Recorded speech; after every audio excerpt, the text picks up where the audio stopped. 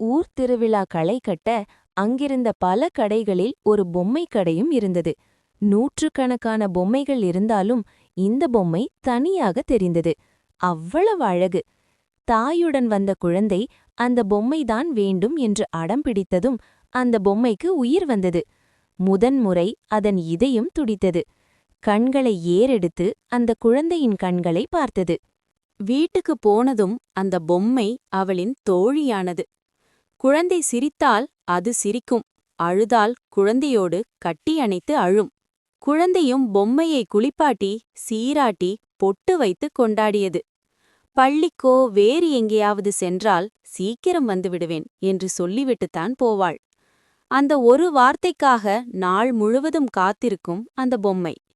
வந்ததும் அதைத்தான் முதலில் முத்தமிடுவாள், கொஞ்சுவாள். ஆண்டுகள் கடந்தன. குழந்தை சிறுமியானாள்.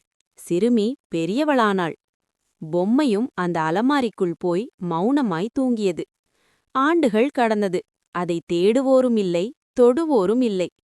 ஒரு நாள் வந்தது. அந்த பொம்மையை எடுத்து அவளின் குழந்தையிடம் கொடுத்தாள். மீண்டும் அந்த பொம்மைக்கு உயிர் வந்தது. ஆனந்த கண்ணீர் அந்த பொம்மைக்கு. அன்பு பழையதாய் போனாலும் மாறாது.